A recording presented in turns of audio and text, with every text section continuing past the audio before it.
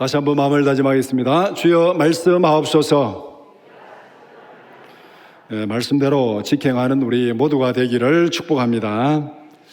예수님께서 성경 말씀을 이렇게 요약하셨습니다.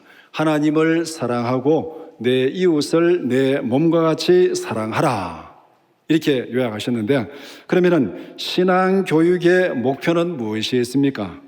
행동으로 하나님을 사랑하고 이웃을 사랑하는 삶을 사는 것, 이것이 신앙 교육의 목표입니다. 예수님께서 그렇게 요약하셨으니까 우리는 예수님이 요약하신 대로 살아가는 것이 우리가 믿음 생활하고 신앙으로 교육시키는 목표입니다. 신앙 교육의 구체적인 방법은 무엇입니까? 목표가 정해졌으면 그 목표를 실천할 수 있는 방법이 있어야 됩니다. 하나님의 말씀을 자세히 듣고 그것을 행동으로 실천하라, 이것이 하나님의 말씀을 지키고 교육하는 구체적인 방법입니다. 자세히 듣고 그것을 행동으로 실천하라. 오늘 함께 읽은 신명기 6장 1절에서 9절은 바로 이런 신앙 교육의 원리를 압축적으로 설명한 말씀입니다. 그래서 오늘 이 본문 말씀을 두 부분으로 나눠서 함께 살펴보고자 합니다. 첫 번째는 말씀을 가르쳐야 할 이유, 1절에서 3절 말씀. 두 번째는 말씀을 가르치는 방법, 4절에서 9절 말씀입니다. 첫 번째, 말씀을 가르쳐야 할 이유입니다. 첫 번째 질문, 하나님은 어떤 목적으로 이스라엘 백성들에게 규례와 명령과 규례와 법도를 주셨습니까? 하나님께서 규례와 법도를 주신 목적은 분명합니다. 언약 백성이 약속의 땅에서 살아갈 생활 규범으로 하나님께서 주신 것입니다. 실천해야 될 규범이기 때문에 후손들에게 부지런히 가르쳐야 됩니다. 하나님의 법도는 하나님의 백성이 살아가는 생활 규범입니다. 간단히 말하면은 하나님의 법도는 언약 백성들이 나라를 세울 때 필요한 건국법이다, 그렇게 말할 수 있습니다. 하나님은 아브라함을 선택해서 언약을 맺었습니다. 그리고 아브라함에게 내 후손을 통해서 큰 민족을 이루게 하리라, 그리고 약속하신 땅을 주어서 거기에서 살아가도록 만들겠다, 그렇게 하나님께서 후손과 땅과 나라를 약속했습니다. 이제 그 약속이 이루어졌습니다. 약속대로 언약 백성이 큰 민족을 이루었고 가나안 땅에 들어가서 이제 거룩한 나라를 세우게 됩니다. 언약 백성이 나라를 통치하고 삶을 이끌어 가야 할 법이 무엇입니까? 나라가 세워지면은 그게 법이 있어야 되는 거죠. 우리도 제헌절을 국경일로 지키고 있습니다. 이 대한민국이 건국되면서 건국인지 수립인지 하여튼 그 세워지면서 헌법을 만들어야 되잖아요. 나라가 세워지면은 헌법이 있어야 되기 때문에 그 최초의 헌법을 만든 날, 그것이 바로 우리가 제헌절로 지키는 날입니다. 나라가 세워지면은 그 나라를 통치하고 이끌어갈 원칙, 법이 있어야 되는 거죠. 그래서 하나님께서 언약 백성을 선택하시고 그들을 큰 민족을 이루게 하시고 나라를 세울 때 그들이 지켜야 할 생활 규범, 그들이 나라를 통치해야 될 규칙을 주셨는데 그것이 바로 하나님께서 주신 법도와 약속입니다. 우리가 어떤 단체를 만들더라도 마찬가지잖아요. 단체가 만들어지면은 그 단체의 정관이 있어야 됩니다. 그것이 사단법인이든지 아니면은 재단법인이든지 무슨 법인을 만들어가지고 등록을 하려고 그러면은 정관이 있어야 됩니다. 어떤 이념을 가지고 어떤 원칙으로 어떤 목표로 이 단체를 이끌어 가려고 하느냐, 그 정관이 없으면은 단체 등록이 되지 않습니다. 우리가 하다못해 친목단체를 만들어도 회칙이 있잖아요. 좀 친목단체가 좀 크면은 회칙을 글로 써가지고 회칙을 만들고, 아니면은 단체가 조금 작으면은 글로 쓰진 않더라도 다 규칙이 있잖아요. 하다못해 동창회를 만나고 아니면은 친목단체를 만들어도 그럼 우리 모임을 언제 할까? 매주 첫 번째 월요일 날 하자. 그 다음에 회비는 얼마 낼까? 5만 원 내자, 3만 원 내자. 그 다음에 또 이렇게 정해가지고 친목단체를 이끌어 갑니다. 마찬가지로 국가에는 국가의 이념을 규정하는 법이 있습니다. 그와 마찬가지로 하나님께서 언약 백성들을 통해서 세울 하나님의 거룩한 나라에도 그 백성들이 지켜야 될 규례와 법도가 있다는 것입니다. 이것이 오늘 본문에서 하나님께서 주신 규례와 법도라 그렇게 말씀하고 있습니다. 하나님께서 언약 백성이 삶을 이끌어가고 또 나라를 다스리는 그 규례, 원칙, 법도로 주신 것이 하나님의 규례와 법도다. 하나님께서 이 말씀을 주시고 계시와 법도를 주신 목적이 분명합니다. 나라를 다스리고 삶을 살아가는 행동 원칙으로 하나님이 주셨다. 그렇게 말씀합니다. 두 번째 질문, 이스라엘 백성들이 하나님께서 주신 규례와 법도를 지켜야 할 이유는 무엇입니까? 우리가 어떤 법이 있으면 그것을 지켜야 될지 말아야 될지, 왜 지켜야 되는지 이유가 분명해야 됩니다. 오늘 본문에서 이유는 간단합니다. 언약 백성은 하나님의 은혜로 살아가는 백성입니다.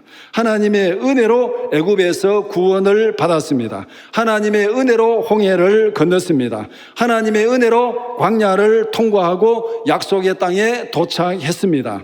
약속의 땅에서 하나님의 은혜를 풍성히 누리는 방법이 무엇입니까? 이제 이스라엘 백성들이 남은 과제가 이거예요. 하나님 은혜로 구원받았고, 은혜로 홍해를 건넜고, 은혜로 광야를 통과했고, 이제 은혜로 언약의 땅에 딱 다다랐습니다. 이제 남은 것은 하나님의 은혜로 어떻게 그 언약의 땅에서 살아갈 것인가? 이것이 남은 것입니다. 하나님이 주신 규례와 법도를 지키는 것, 이것이 약속의 땅에서 하나님이 주시는 은혜를 풍성히 누리는 방법이다. 그렇기 때문에 하나님의 규례와 법도를 지키라고, 명령에 순종하라고 그렇게 말씀하고 있습니다. 왜 하나님의 규례와 법도를 지켜야 됩니까? 이유는 간단합니다. 하나님께서 은혜로 구원하셨고, 은혜로 인도하셨고, 은혜로 나라를 세우시고, 은혜로 살아가도록 만들었기 때문에 그 법도를 지키는 것이 하나님이 약속하신 은혜를 풍성히 누리는 방법이다. 이 이유를 우리가 분명히 알아야 됩니다. 왜 말씀에 순종해야 되는가? 이유를 모르면 순종하다가도 헷갈려가지고 그냥 이렇게 포기할 수가 있습니다. 그래서 3절 말씀이 그 이유를 분명히 말씀합니다. 이스라엘아, 듣고 삼가 그것을 행하라. 그리하면 내가 복을 받고 내 조상들의 하나님 여호와께서 내게 허락하심 같이 젖과 꿀이 흐르는 땅에서 내가 크게 번성하리라. 듣고 삼가 그것을 지켜 행하라. 그러면은 조상들에게 약속하신 그 은혜를 주실 것이고, 그 은혜를 풍성히 받아 누리게 되리라. 그렇게 말씀합니다. 이유가 분명합니다. 우리가 살아가면서도 이 살아가는 방법이 많이 있습니다. 사람들이 삶의 방식이 많이 있잖아요. 여러분들 나름대로 보면은 생활 습관이 다르고 집에서 살아가는 방식이 다릅니다. 예수 믿는 사람들이 살아가는 방식이 다르고 예수 믿지 않는 사람들이 살아가는 방식이 다릅니다. 대한민국 사람들이 살아가는 방식이 다르고 또 다른 나라 사람들이 살아가는 방식이 다릅니다. 먹는 것도 입는 것도 생각하는 것도 방식이 다 달라요. 다르지만은 우리에게 맞는 방식이 있다는 겁니다. 우리에게 맞는 방식. 예를 들어서 음식을 예로 들어봅시다. 어떤 음식이 굉장히 좋습니다. 굉장히 좋은데 그 음식이 모든 사람들에게 다 좋습니까? 그렇지 않아요. 그 음식이 어떤 사람에게는 굉장히 좋은데 어떤 사람에게는 그 음식이 나쁠 수도 있어요. 예를 들면 홍삼. 사람들이 그것이 홍삼 굉장히 좋다고 건강식품이라고 얘기를 합니다. 그런데 우리 집에는 홍삼 먹으면 커피를 완전히 수돗물처럼 쏟아내는 애가 한 놈이 있습니다. 다 좋은 게 아니잖아요. 그 좋은 음식이라고 다 좋은 게 아니에요. 체질에 맞아야 좋은 겁니다. 체질에 맞아야. 그렇다면 삶의 방식이 다 좋은 것이 아니고 다 따라가는 것이 아니고 그 백성들의 정체성에 맞게 체질에 맞아야 됩니다. 언약 백성은 하나님의 은혜로 살아가는 백성이기 때문에 하나님의 은혜를 누리는데 맞는 법을 따라 살아가야 됩니다. 그것이 바로 오늘 이 이스라엘 백성들이 하나님께 주신 규례와 법도를 지켜야 되는 이유입니다. 건강, 음식이 몸에 좋다고 다 좋은 것이 아니라 내 체질에 맞아야 됩니다. 우리가 건강을 지키고 또 이렇게 활력 있는 삶을 살기 위해서는 몸에 좋은 음식, 내 몸에 좋은 음식을 먹어야 되잖아요. 남들이 아무리 좋다 해도 그것이 내게 해가 되면 그걸 먹으면 안 돼요. 이와 마찬가지로 우리가 하나님의 법도와 규례를 지켜야 될 이유가 바로 여기에 있습니다. 다른 사람들이 아무리 좋다 해도 그것이 내 몸에 안 맞으면 안 되는 것처럼 우리는 하나님의 은혜로 살아가는 백성이기 때문에 하나님께서 주신 규례와 법도를 따라 살아가야 됩니다. 이것이 말씀을 가르쳐야 될 이유고 말씀을 자세히 들어야 될 이유입니다. 그것이 우리에게 맞는 것이기 때문에 그것이 우리가 하나님의 은혜를 누리는 방법이기 때문에 그 말씀을 자세히 듣고 열심히 가르쳐라, 그렇게 말씀합니다. 그 다음에 두 번째, 말씀을 가르치는 방법은 무엇입니까? 첫 번째 질문, 이스라엘에게 규례와 법도를 주신 하나님은 어떤 분이십니까? 말씀을 자세히 듣고 그것을 가르치고 지켜야 되는데 그러면 그 법을 주신 하나님이 도대체 어떤 분인가? 누가 그 법을 주었는가? 이 주신 분을 바로 알아야 됩니다. 우리가 누가 내게 어떤 행동을 시키는 거 누군지도 모르고 그냥 그렇게 따라가면 큰일 나요. 전화가 와가지고 막 큰일 났습니다. 지금 뭐 은행 구자가 다 지금 해킹이 됐습니다. 그러니까 구자의 돈을 이쪽으로 옮기십시오. 따라가야 됩니까? 따라가면 안 됩니까? 따라가면 안 돼요. 누가 시키는지도 모르고 돈을 옮기라고 옮기면 나중에 다 털려요. 그 시킬 때 누가 내게 시키는 건지 분명히 알아야 됩니다. 내게 어떤 일을 하라 그러고 내게 어떤 행동을 명령할 때 누가 내게 그것을 명령하고 시키는 것인가? 그분이 나와 어떤 관계가 있는가? 나를 해하려고 하는지 아니면 나를 이렇게 하려고 하는 건지 나를 죽이려고 하는지 나를 보호하려고 하는지 그 이유를, 그 목적을 누군지 분명히 알아야만 우리가 그 행동에 순종할 수 있습니다. 그와 마찬가지로 하나님께서 이 규례와 법도를 지키라고 했는데 그러면 그 규례와 법도를 주신 하나님은 누구인가? 4절은 하나님에 대한 믿음의 고백입니다. 우리 하나님 여호와는 오직 유일한 여호와시니, 오직 유일한, 두 번 강조가 되잖아요. 오직 유일한, 다른 것으로 대체될 수 있다는 것입니까? 없다는 것입니까? 절대 대체될 수 없어요. 하나님은 다른 신이나 다른 이방의 신들이나 다른 우상이나 대체될 수 없습니다. 오직 유일하신 하나님이다, 그렇게 말씀합니다.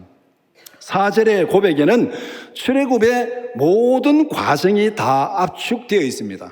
왜 이스라엘 백성들에게 하나님이라는 존재는 다른 신이나 다른 우상으로 대체될 수 없는 오직 유일한 존재이냐?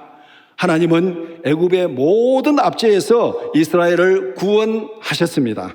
홍해를 가르시고 광야에서 이스라엘을 먹이시고 입히셨습니다. 약속의 땅 가나안을 기업으로 주셨습니다. 그러니까 이런 하나님이 이스라엘에게 무엇으로 대체될 수 있겠습니까?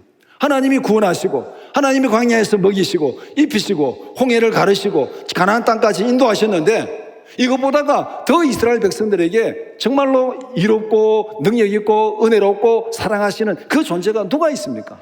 아무도 없다는 거예요. 그래서 하나님은 오직 유일한 하나님이다, 그렇게 말씀합니다. 다른 어떤 존재와도 비교할 수 없고 다른 어떤 존재와도 대체될 수 없는 오직 유일하신 하나님. 우리가 인간관계에서 예를 들면 어떻게 예를 들 수 있겠습니까? 아마 어머니와 자식 사이에 이렇게 예를 들 수 있겠죠. 자기를 낳아주고 길러주고 끝까지 보여준 어머니, 오직 유일한 존재잖아요. 누구와 대체될 수 있겠습니까? 아무도 대체될 수 없어요. 적어도 우리가 살아가면서 우리 자신에 대해서 끝까지 사랑하고 끝까지 이해해주고 끝까지 용서하고 끝까지 품어줄 사람은 어머니밖에 없어요. 자식이 아무리 잘못해도 끝까지 품어주는 거예요. 자식이 아무리 못나도 끝까지 품어주는 게 어머니밖에 없습니다. 다른 사람들은 힘들고 귀찮으면 그냥 멀리합니다. 어머니는 유일한 존재, 대체될 수 없는 존재. 그와 마찬가지로 이스라엘 백성에게 있어서 하나님은 바로 그런 존재입니다. 누구와도 대체될 수 없는 존재. 이런 면에서 예수 그리스도는 우리에게 유일한 존재입니다. 구원의 방법은 없습니다. 예수 그리스도 이외에 다른 어떤 곳에도 구원의 방법은 없습니다. 누구와도 대체될 수 없습니다. 예수님의 십자가는 무엇으로도 대체될 수 없는 오직 유일한 구원의 길입니다. 예수님께서 내가 길이요 진리요 생명이라고 분명히 말씀했습니다. 사도행전에 보면은 천하에 구원받을 만한 다른 이름을 주신 적이 없다고 말씀했습니다. 이스라엘 백성들에게 여호와는 오직 유일하신 하나님인 것처럼 우리에게는 예수 그리스도의 십자가는 오직 유일한 구원의 길입니다. 이것이 우리가 하나님 앞에 분명히 고백해야 될 믿음의 고백입니다. 무슨 뭐 종교 다원주의, 여기에도 구원이 있고 저기에도 구원이 있고, 이거는 쓸데없는 얘기입니다. 이것은 이스라엘 백성들에게 너희들 하나님을 섬기되 가나안 땅에 가서 바알도 섬기고 그 다음에 아세라도 섬기고 이렇게 말하는 것과 똑같습니다. 하나님이 유일하신 하나님이고 예수 그리스도의 십자가는 유일한 구원의 길입니다. 5절은 이스라엘을 구원하신 하나님의 명령입니다. 하나님이 이스라엘에게 유일한 존재라면은 이스라엘 백성들은 하나님께 어떻게 해야 되는가, 그것을 말씀하고 있습니다. 진실로 믿음을 고백한다면은 하나님 앞에 그렇게 행동해야 됩니다. 믿음은 고백하지만은 행동이 따르지 않는다면은 그것은 하나님을 우롱하는 것입니다. 믿음의 고백에 상응하는 행동은 무엇이라고 말씀합니까? 마음을 다하고 성품을 다하고 힘을 다하여 내 하나님을 사랑하라. 그냥 하나님을 사랑하라 이렇게 말하지 않고 굉장히 강조를 하잖아요. 마음을 다하고 성품을 다하고 힘을 다하고 또 빠진 게 뭐가 있나? 모든 거 다 해가지고 하나님을 사랑하라. 하나님을 사랑하되 거짓 없이 진심으로 열과 성을 다해서 말과 행동으로 하나님을 사랑하라, 그렇게 말씀하고 있습니다. 생활 속에서 마음을 다해서 실천하는 삶으로 하나님을 사랑하는 우리 모두가 되기를 축복합니다. 하나님 앞에서 우리가 믿음을 고백한다면, 오직 유일한 하나님이라면 그 믿음의 고백에 맞는 삶으로 하나님을 공경하고 하나님을 사랑하고 하나님 앞에 예배하는 우리 모두가 되기를 축복합니다. 두 번째 질문, 하나님의 말씀을 가장 먼저 기억하고 강론하며 가르쳐야 할 대상은 누구입니까? 이제 우리에게 말씀을 주신 하나님이 누구인지도 알았고 또 왜 말씀을 가르치고 순종해야 되는 이유도 알았습니다. 그러면은 이 말씀을 누구에게 먼저 가르쳐야 되는가? 신명기 6장에서 말씀하는 신앙 교육의 원리는 간단합니다. 4절에서 이스라엘아 들으라, 이스라엘아 들으라. 5절에서 내 하나님 여호와를 사랑하라. 이것이 신앙 교육의 핵심 원리입니다. 교육의 핵심 원리는 하나님의 말씀을 자세히 듣고 그것을 실천하는 것, 이것이 신앙 교육의 핵심입니다. 자세히 듣고 실천하는 것. 이 교육의 원리를 누구에게 먼저 적용해야 되겠습니까? 첫 번째는 자기 자신에게 적용해야 됩니다. 6절에 이 말씀을 너는 마음에 새기고, 누구의 마음에 새기는 겁니까? 자기 마음에 너는 마음에 새기라. 이거를 다른 사람에게 뭐 들려주고 다른 사람에게 가르치고 그 이전에 너는 그 말씀을 듣고 너의 마음에 새기라, 그렇게 말씀합니다. 말씀을 자세히 듣고 깨닫고 마음에 새기라는 거. 우리가 마음에 새기라는 말을 많이 쓰잖아요. 내가 지금 얘기한 거 똑똑히 들어라, 마음에 새기라 이렇게 말하지 뭐라 명심해라 그러죠. 명심해라. 내가 말한 거 명심해라 이 말이 뭐겠어요? 새길 명자 마음심자예요. 마음에 새기라는 거예요. 마음에 새기라. 그래서 마음에 새긴다는 것은 들은 말씀을 자신의 삶에 적용하고 실천하라는 것입니다. 명심하라는 말은 이 내가 말한 대로 듣고 그대로 나가서 실천하라는 것이 명심하라는 거잖아요. 예를 들면 우리 애들에게 너 오늘 놀기 전에 꼭 숙제해라. 엄마가 볼일 보고 올 테니까 숙제 다 해놓고 뭐 TV 봐라. 숙제 다 해놓고 뭐 해라. 명심해라. 이렇게 말한 것은 말한 대로 지키고 행하라는 것입니다. 그래서 우리는 이 말씀을 자기 자신의 삶에 적용하고 실천하라는 겁니다. 남을 탓하기 전에 자신을 먼저 돌아보는 것, 남을 돌아보기 전에 먼저 이 말씀을 자기 자신에게 새기는 것, 이것이 먼저입니다. 수신이 먼저죠. 수신이 제일 먼저입니다. 두 번째 적용할 대상은 누구입니까? 가족입니다. 7절에 이 말씀이 여기에 해당됩니다. 내 자녀에게 부지런히 가르치라. 내 자녀에게 부지런히 가르치라. 수신 다음에 오는 것이 뭡니까? 제가. 수신 제가 이렇게 되는 거죠. 때를 얻든지 못 얻든지 부지런히 설명하고 들려주라, 이 내용이에요. 뭐 누워 있을 때든지 일어날 때든지 집안에 있을 때든지 밖에 있을 때든지 이렇게 들려주고 강론하고 이렇게 하는 것이 결국 뭐겠습니까? 때를 얻든지 못 얻든지 부지런히 설명하고 부지런히 들려주라. 왜 이렇게 부지런히 설명하고 들려줘야 됩니까? 믿음은 들음에서 나기 때문에 그렇습니다. 우리가 아이를 낳는다고 해가지고 내가 예수를 믿고 아이를 낳는다고 해가지고 그 아이가 믿음이 생기는 거 아니에요. 믿음은 들음에서 납니다. 그 아이에게 말씀을 부지런히 들려주고 강론하고 설명하고 가르쳐야 거기에서 믿음이 나는 거예요. 그래서 들려주고 강론하라고 그렇게 말씀합니다. 로마서 10장 17절 말씀 같이 보겠습니다. 그러므로 믿음은 들음에서 나며 들음은 그리스도의 말씀으로 말미암았느니라. 이 말씀이 오늘 신명기에 그대로 적용되잖아요. 믿음은 들음에서 나는데 뭐를 들려주라는 겁니까? 그리스도의 말씀, 하나님의 규례와 법도를 들려주라는 거예요. 세상의 얘기를 들려주지 말고 세상의 엉뚱한 소리 들려주는 것이 아니라 하나님의 규례와 법도를 들려주라. 그 말씀을 들을 때 믿음이 나는 것이다. 그 말씀을 들을 때 그가 믿음으로 구원받고 하나님의 백성이 되는 것이다. 그래서 들려주라고 말씀하고 있습니다. 그 다음에는 이웃에게 들려주는 거죠. 자신에게 새기고 자녀들에게 부지런히 들려주고 그 다음에 이웃에게 들려주라. 자신과 자녀들과 이웃에게 말씀을 부지런히 들려주는 우리 모두가 되기를 축복합니다. 세 번째 질문, 강론하는 것 외에 하나님의 말씀을 가르치는 또 다른 방법은 무엇입니까? 들려주고 강론하고 이게 우리가 가르치는 1차 방법이죠. 그 다음에 그 이외에 또 다른 방법이 뭐가 있는가? 8절 9절은 조금 특이한 방법과 대상에 대해서 말씀하고 있습니다. 손목에 메고 미간에 붙이고 문설주와 바깥문에 기록하라. 이 말씀을 손목에 메고 미간에 붙이고 바깥문에 기록하라. 이것은 말로 설명하고 강론하라는 것입니까? 보여주라는 것입니까? 보여주라는 거예요. 이것은 그냥 글로 붙여가지고 보여주라는 거예요. 이거는 행동으로 보여주라는 겁니다. 행동으로. 우리의 손목에 붙이는 것, 우리 손으로 하는 모든 행동, 우리 미간에 붙이는 것, 얼굴로 표정으로 말하는 모든 행동으로 보여주라는 것입니다. 강론하는 방법이 아닙니다. 말이 아닙니다. 행동으로, 삶으로 보여주라는 거예요. 우리가 교육을 시킬 때 본을 보이는 게 더 중요하잖아요. 본을 보이는 게.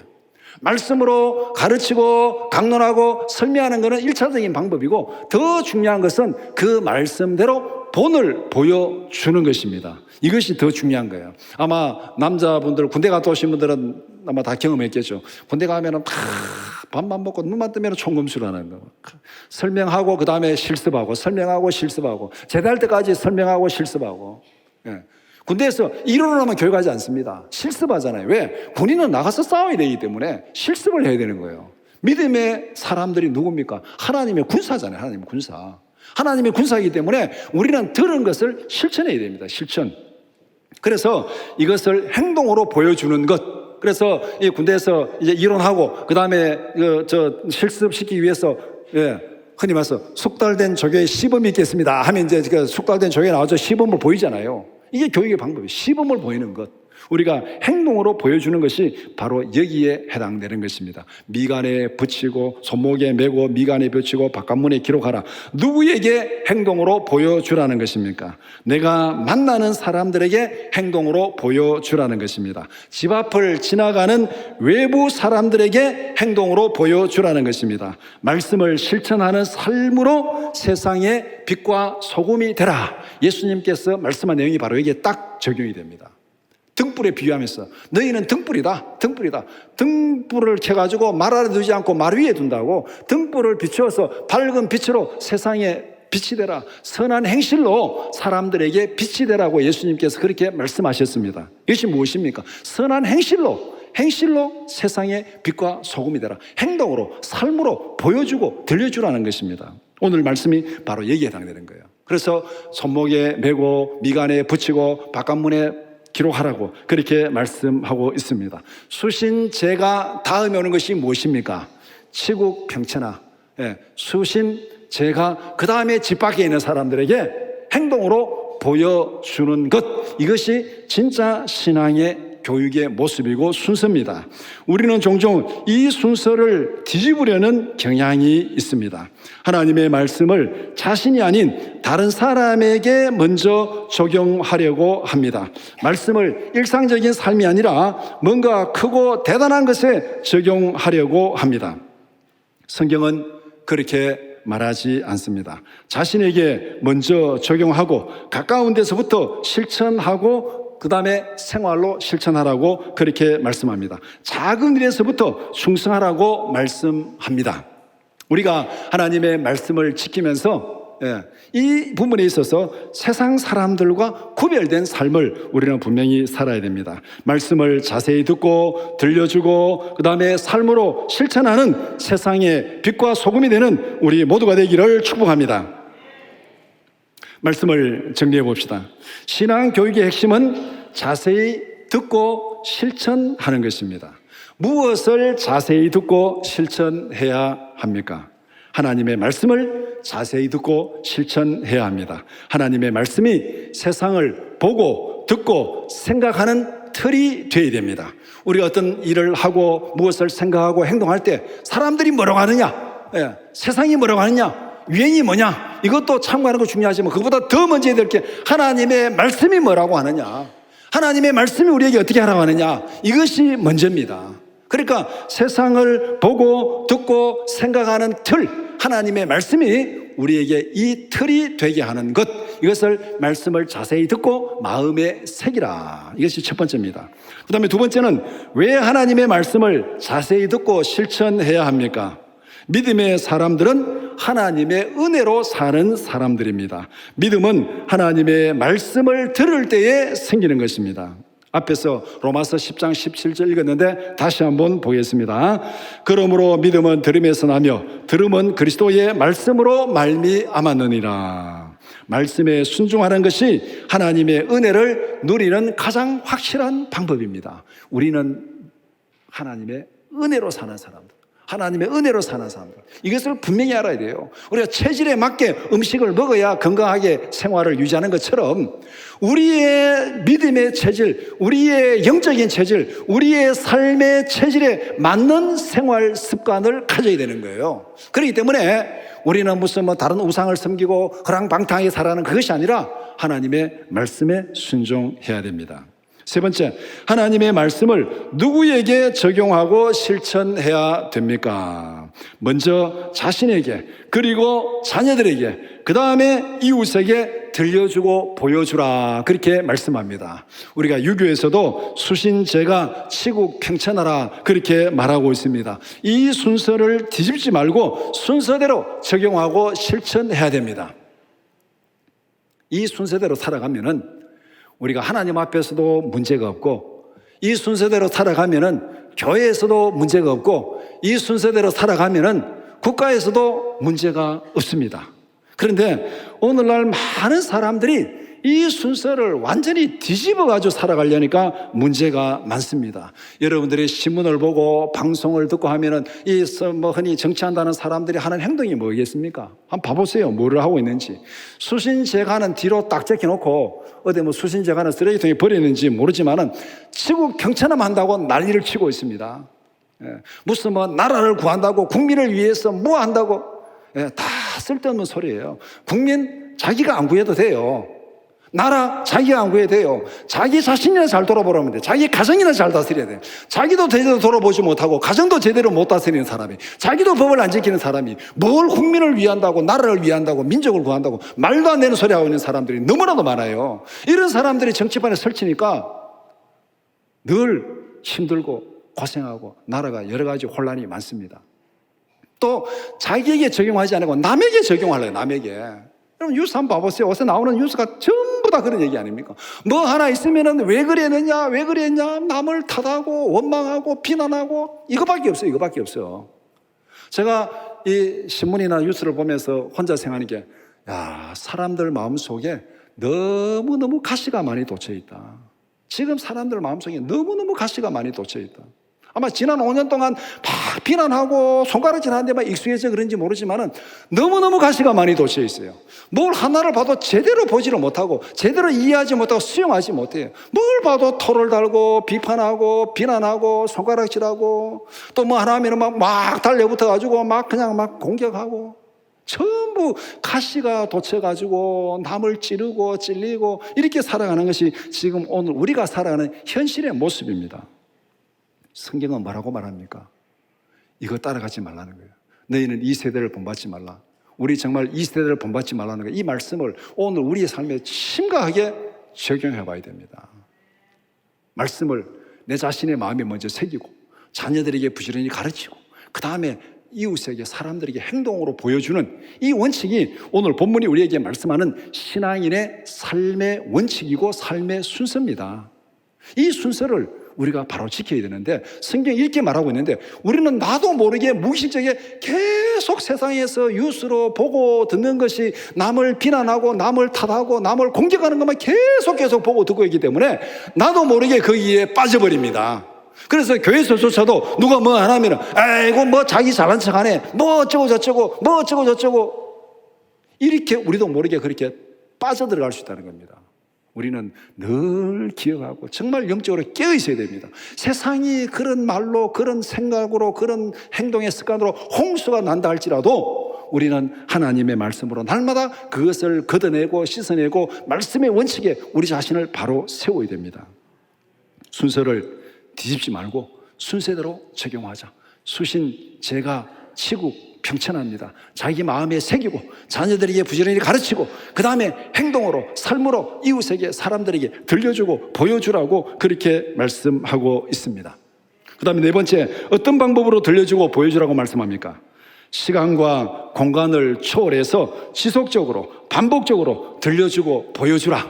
집에 있을 때나 밖에 나갔을 때나 누워있을 때나 일어날 때나 이게 무슨 말이겠습니까? 시도 때도 없이 반복적으로 지속적으로 계속해서 한번 들려주고 끝나는 것이 아니라 계속 들려주라. 계속 지속적으로 반복적으로 들려주고 보여주라고 그렇게 말씀하고 있습니다. 이것이 오늘 본문에서 믿음으로 살아가는 하나님의 사람들이 살아가는 삶의 방식이고 삶의 원칙입니다. 우리 모두가 행동으로 하나님을 사랑하는 사람들이 되기를 바랍니다. 우리 모두가 삶으로 하나님을 사랑하는 믿음의 사람들이 되기를 축복합니다. 하나님이 약속하신 은혜를 풍성히 누리는 우리 모두가 되기를 주님의 이름으로 축원합니다.